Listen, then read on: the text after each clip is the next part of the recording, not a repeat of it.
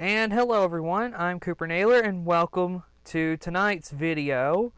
Of course, this is Cooper Naylor Reports, so we are happy that you have joined us tonight. So this goes into our new schedule. Of course, the last time here on Savor Broadcast Network we brought you any content was 2 weeks ago. That was the College Football Playoff National Championship game, and, it was fun, but, got cut off a little short. Of course, if you go back and watch, you'll see why. But either way, we had some technical difficulties that night. So, of course, that's on our end. And we try to perfect everything we do. So, of course, we're sorry that we had to cut it short. But, of course, we are excited for the schedule we got coming ahead. So, I do want to start out tonight, though, because I want to break down the game that we actually did, and that is Georgia and Alabama. And as you can see on the bottom, I got the score of the game. Georgia just dominated Alabama in this game.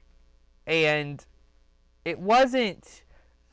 let me take that back. It didn't dominate, really, because I think from my perspective, I think what you saw was a game where two teams could not move the football.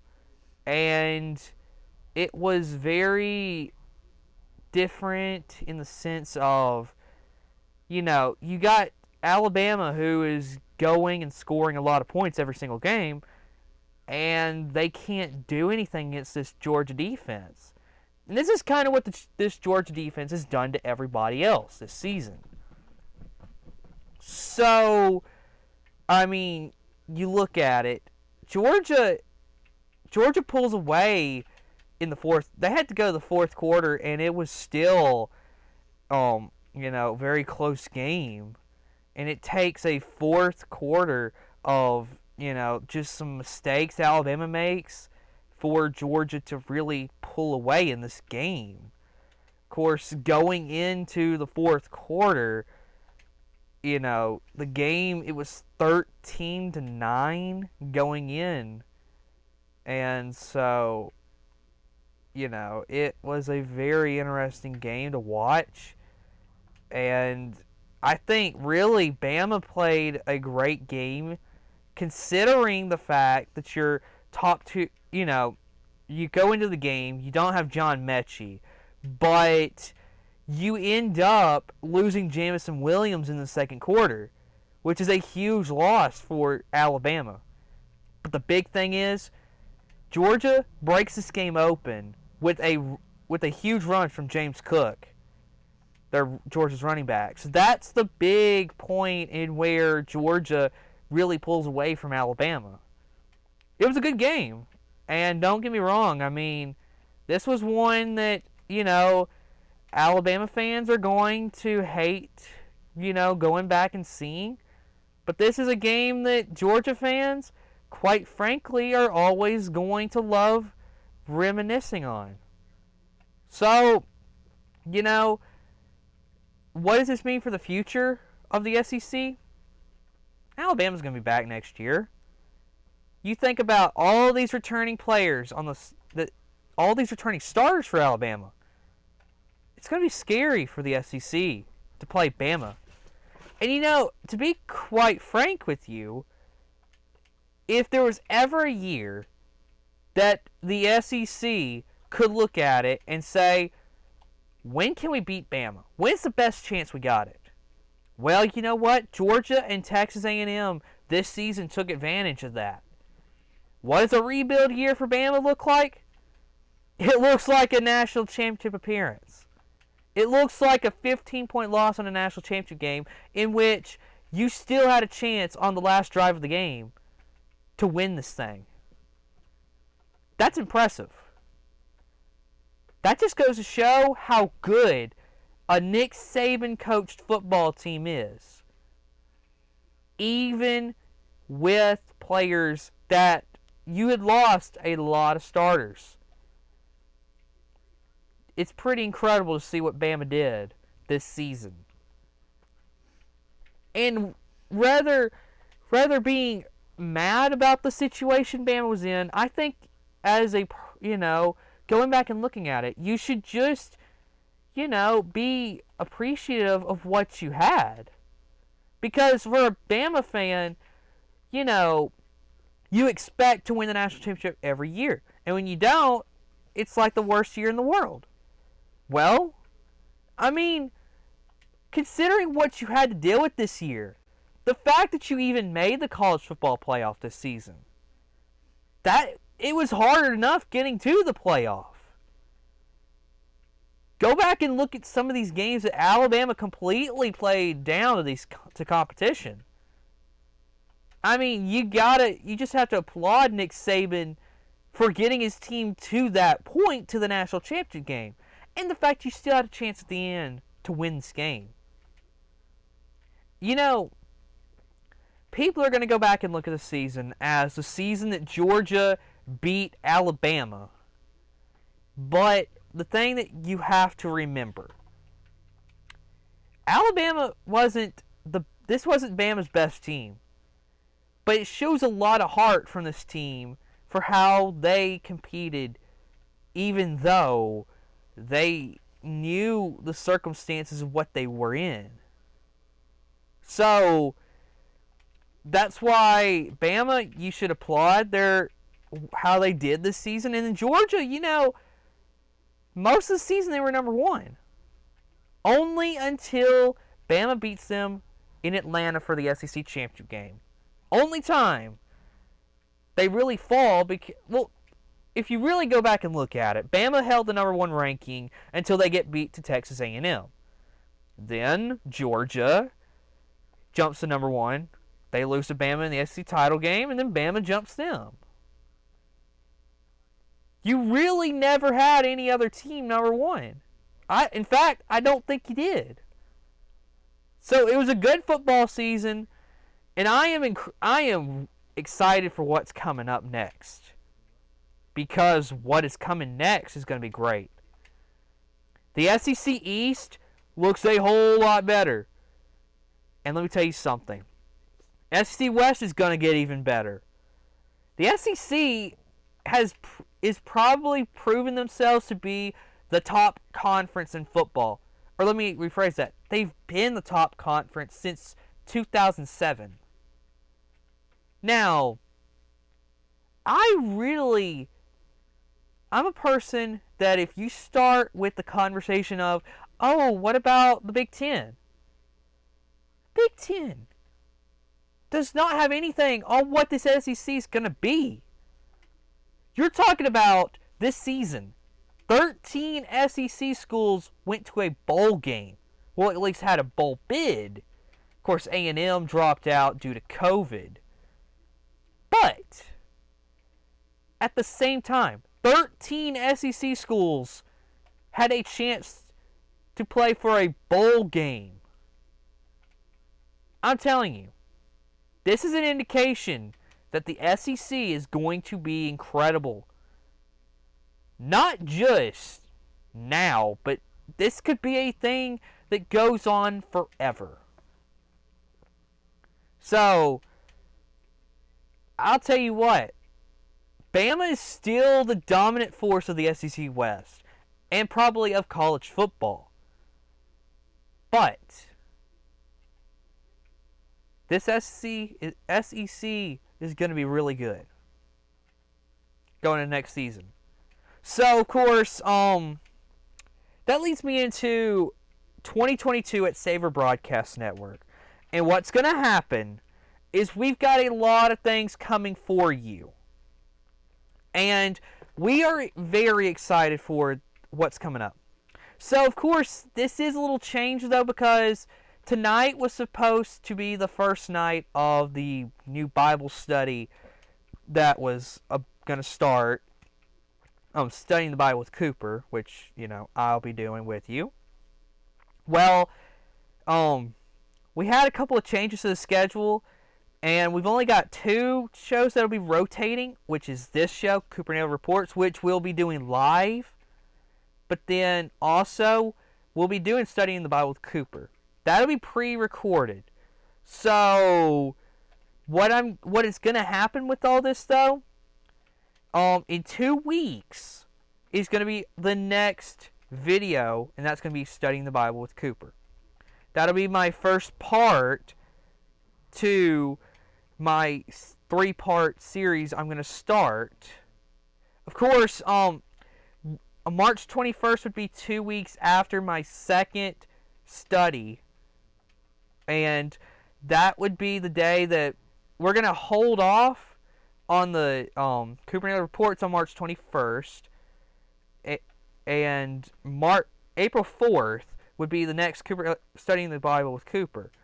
We would hold off with that also, because from March 21st, March 28th, and April 4th is all going to be March Madness breakdown. So I will be with you to break down what's going on with the March Madness and what I think could happen. Of course, March 21st is really not, it's going to be a lot of speculation because you never know what could happen in the March Madness. Nobody knows what's going to happen. But we're going to be bringing that to you. In late April, we're going to do the first 2 nights of the NFL draft here for you. So that's going to be happening. As far as other stuff coming up, we are going to try to finalize things, but that's kind of a rough history, rough schedule that we have for you. And of course, we'll try to stick to it as good as we can. But, it is incredible to see what is going on here at the channel.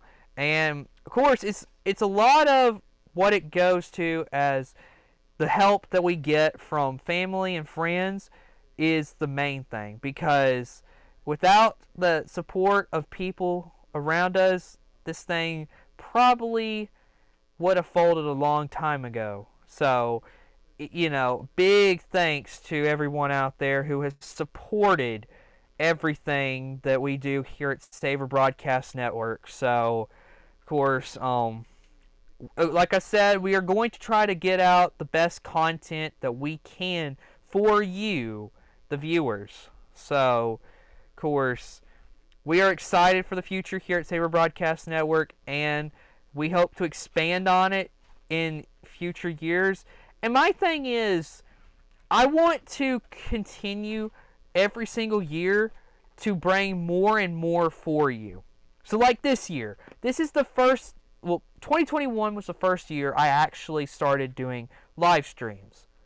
And I have found that this is a way I would like to go with the channel. So this is how Cooper Naylor Reports will be live every single time we come on.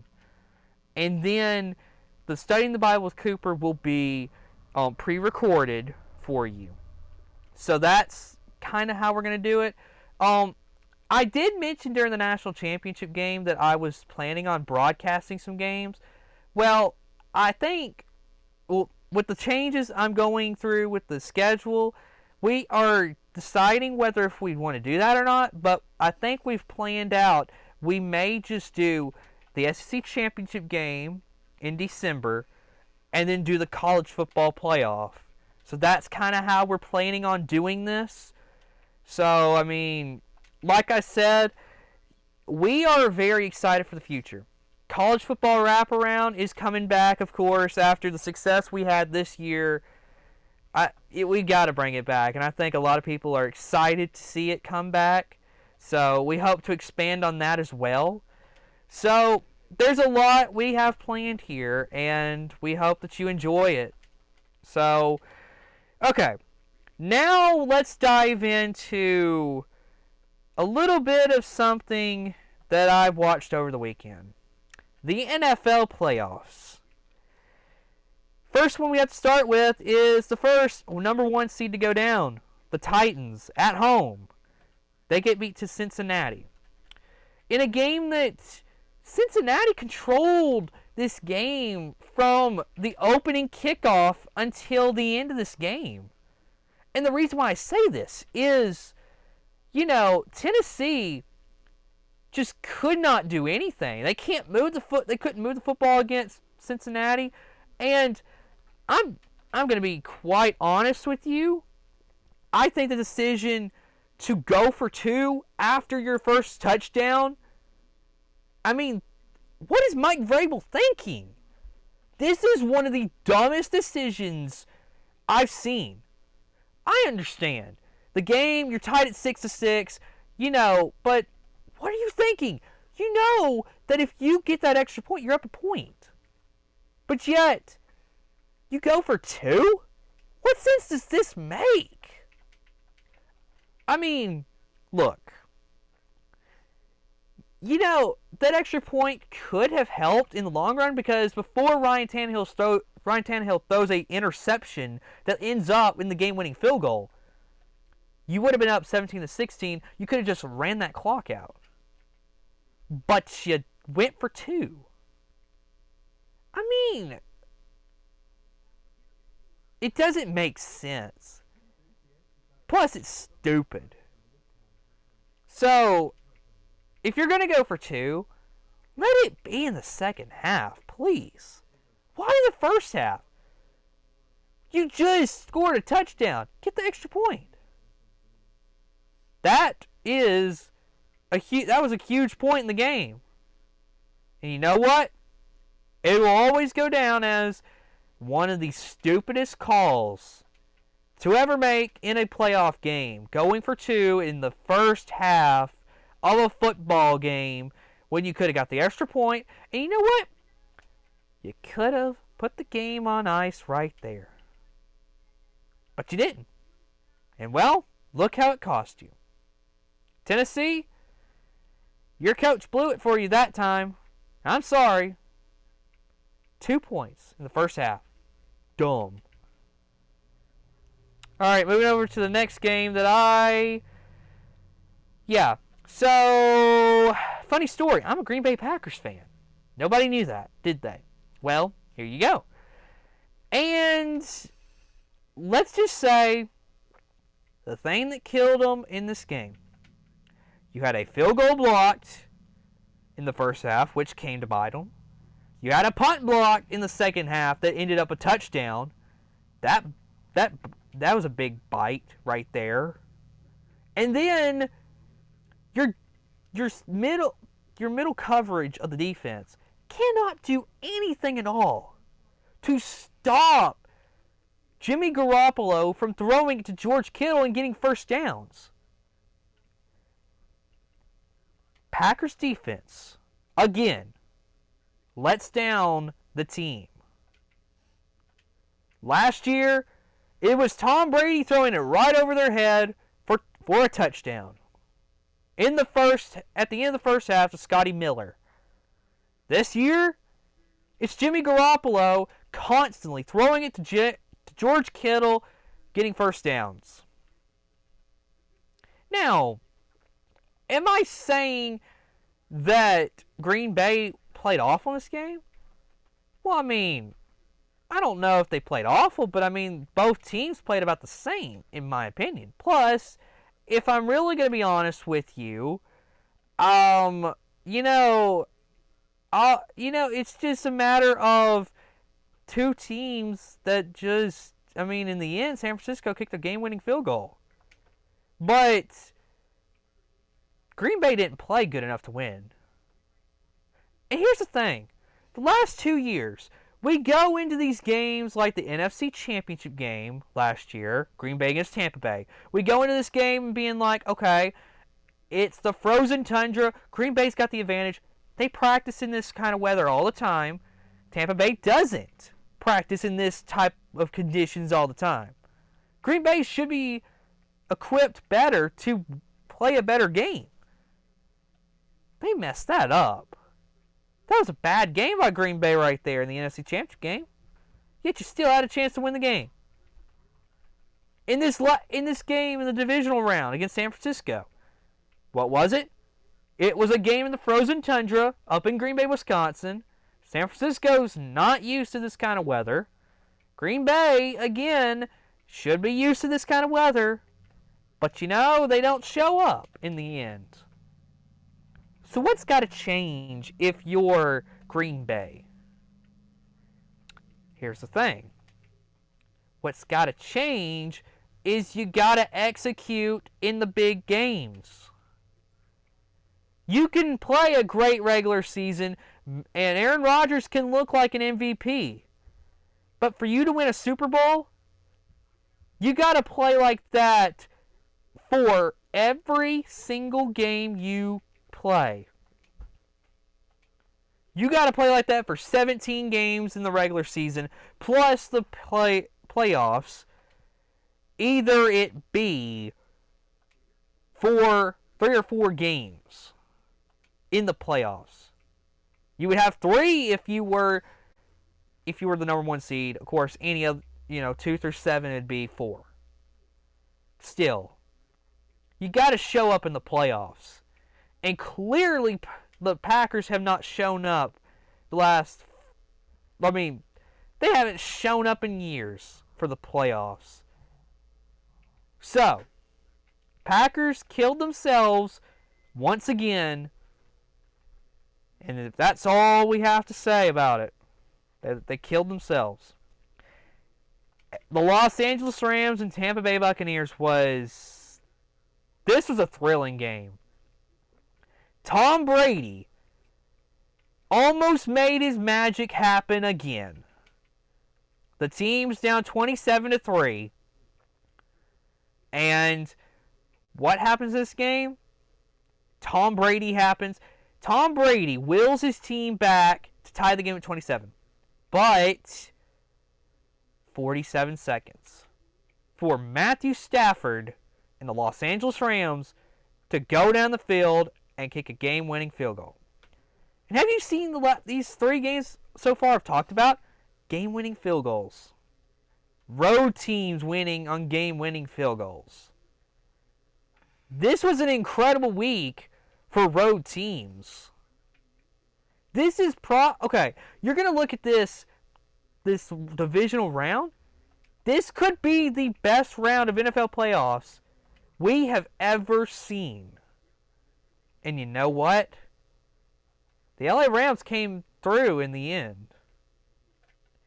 But it's kind of funny. Last year in the NFC Championship game, it's Tom Brady throwing the pass over the defender's head to Scotty Miller for the touchdown at the end of the first half. This time, it's Matthew Stafford throwing it over the defender's head to Cooper Kupp for the first down to set up a game-winning field goal for the Rams against Tampa Bay. So,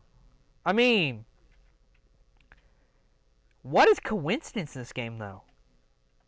But for Tampa Bay fans, this must be rough. I'm going to say this. The way I would have felt if I were a Tampa Bay Buccaneers fan, I would have rather had the beatdown and not even come back and just have it 27-3. I would have been completely fine with a 27-3 loss because you know what? At least then I know my team got beat. But then you have the sense of hope there at the end. And then you have the Rams come and rip it out of you. Games like that are just hard. And you know what? The Rams played a good game. And you just have to congratulate them for it. It's a good game they played. And we come to... you thought these last 3 games I talked about have been crazy. This is the craziest one of them all, folks. What was it? 25 points in 3 minutes?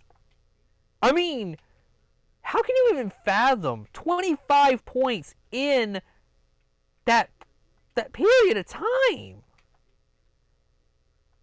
Let me tell you something. These 2 teams were going at it. Josh Allen had a great game. Patrick Mahomes had a great game. And you know what? If Patrick Mahomes, if he's never a Hall of Famer, what a shame. But he's going to be. Everybody knows he's going to be. And this is the most incredible part. 13 seconds, and he drives his team down the field to get a field goal to go to overtime, and then he throws a game-winning touchdown to Travis Kelce in overtime to win 42-36. This was an incredible football game. And right as you thought the Buffalo Bills may have had it won, here comes Kansas City. You know what?